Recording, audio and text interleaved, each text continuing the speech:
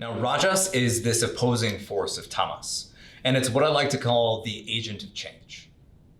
Rajas represents this striving for positive change. It's really the epitome of risk tolerance, as well as this active, progressive evolution that we sometimes seek.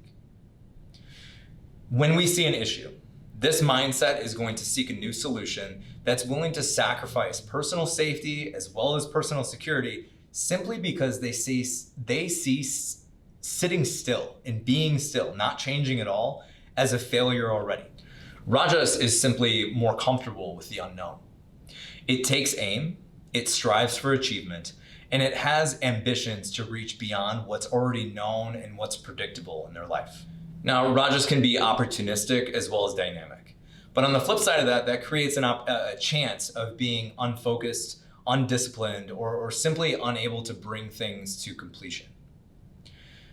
This mindset is commonly, you can think about it as optimistic, right? But optimistic only in the correct doses.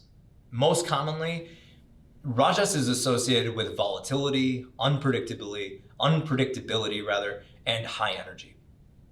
So when you perceive a best case scenario and you assertively make a change without really taking into account the full breadth of consequences, that is acting on rajisticness, right? That is being rajistic. There's a common phrase in Silicon Valley that is move fast and break things. And I feel like that seems to fit really well here.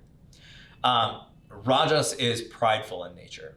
And what that really means is they compare themselves with other people very often. And when you see the world through a lens of comparison, a lot of their choices become corrupted, right? However, that can go a heck of a lot further. They can end up comparing themselves, their peers, their whole environment, everything around them, to a perceived possible future. They can imagine how things can be one day, and they're happy to pursue that, and meanwhile, abandoning all the work that they've put in so far. Now, pretty consistently, there are high markings in the personality characteristics of openness, which align with Rajas's like nature of high imagination, their adventurousness, as well as their liberalism. They enjoy finding a new future, right? Trying to imagine a new future. They strive toward it, and they enjoy overcoming the pull of the past, or I guess simply the status quo.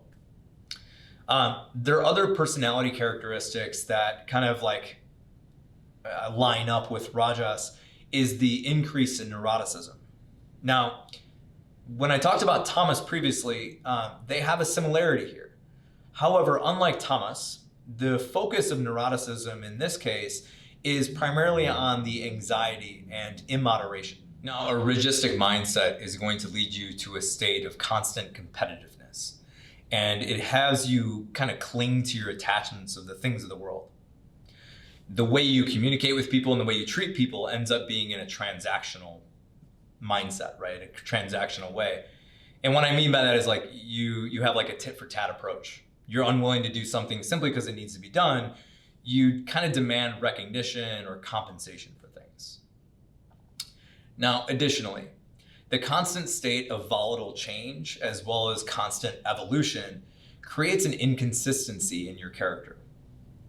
The values and the principles that this person would have begin to shift, right? They become inconsistent, and there's a lack of cohesion in all the various responsibilities or roles they have, right? So they behave differently in different circumstances. They're not a consistent person.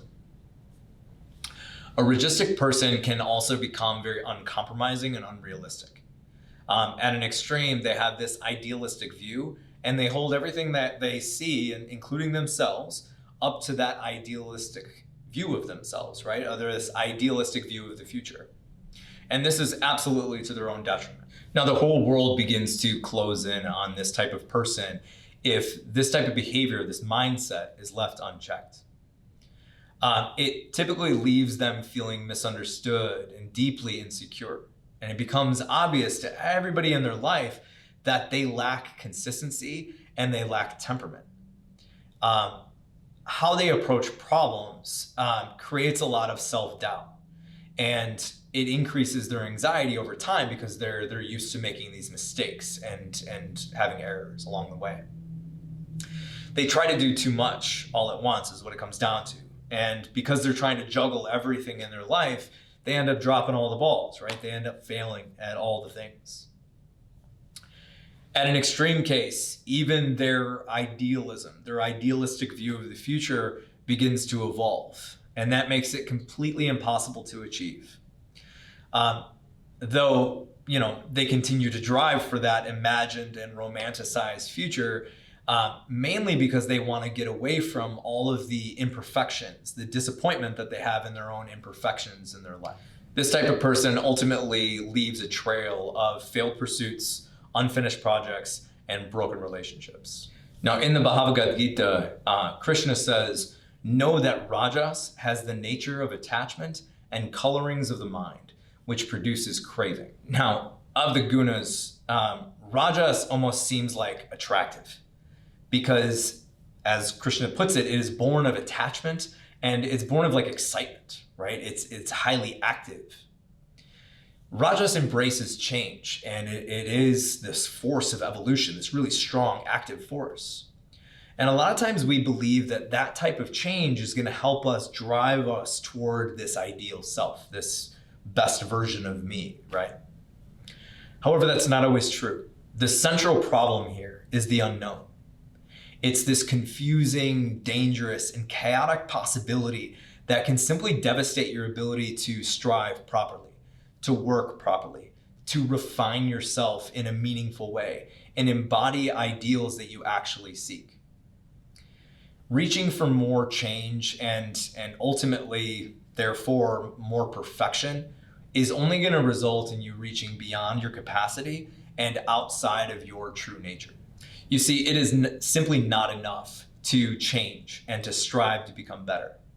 Maintaining a positive and optimistic view of change can, at times, simply disregard the facts of the circumstances that you're in. It can become a betrayal of the environment that supports you, that raised you up, and it can ultimately put you in a position where the most important parts of you that you have developed into are just pushed aside. You see, we have to approach change, right? We have to approach change and evolution, but we have to do it with the right amount of caution and respect, especially for the current systems as well as the culture that raised us up and protected us. Now, as I said in a previous video, life will continue to change and it will continue to evolve. In this case, it's only logical that we have to work to gain wisdom and patience in order for us to guide the evolution, to temper it, and to find a meaningful pursuit along the way. That is why Rajas is necessary, but by itself, completely insufficient.